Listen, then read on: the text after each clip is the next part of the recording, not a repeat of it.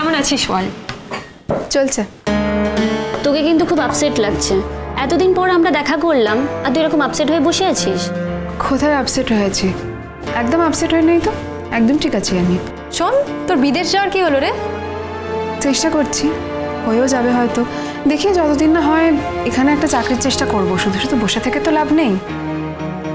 আর তোর বোন মৌরানির কি খবর? তার খবর কি? তিনি কেমন আছেন? কে কেমন আছে আমি জানি না, আমি নিজেই অনেকগুলো ঝামেলার মধ্যে জড়িয়ে আছি। কে কেমন আছে সেটা জানার আমার ইচ্ছেও নেই, সময়ও নেই।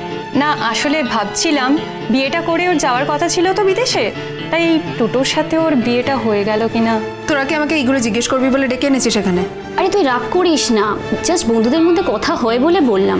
এমনি তো আমরা ওকে কেউ পছন্দ করি না। সেটা তোদের ব্যাপার, তোরা কাকে পছন্দ করবি না করবি সেটা একদম তোদের ব্যাপার।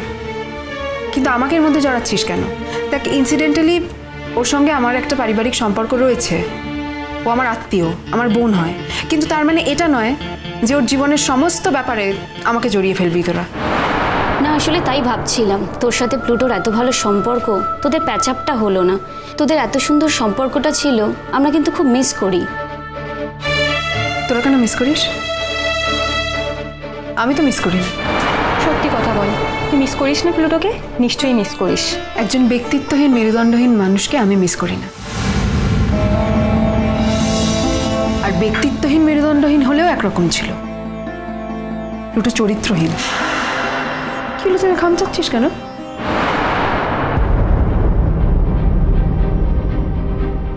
প্ল্যান করে ডেকে এনেছিস তোরা আমাকে এখানে?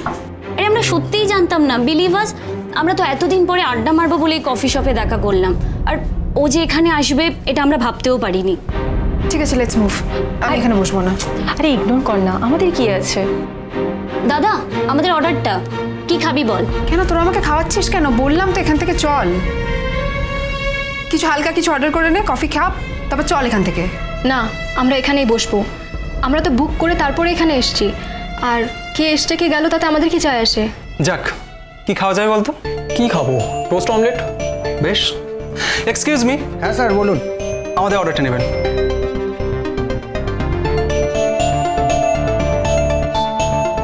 বলুন।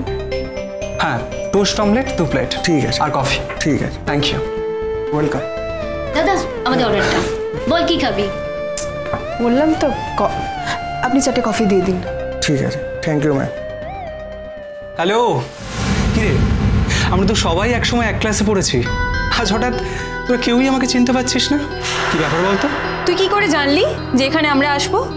আরে আমি জানবো কি করে, লাইব্রেরির 2টো বই ছিল, ওটাই দিতে এসেছিলাম। আর আজকেই তো আমাদের ইউনিভার্সিটির সঙ্গে অফিসিয়ালি সম্পর্ক শেষ। আমরা তো প্রায় এই কফি শপটাতে আসতাম, তাই ভাবলাম যেহেতু আজ ইউনিভার্সিটিতে এসেছি আর এত কাছেই যেহেতু কফি শপ, তাহলে একবার গিয়ে কফিটা খেয়েই আসি, হয়তো শেষবারের মতো। আর তোরাও যে এখানে আসবি সেটা তো আমার জানা ছিল না।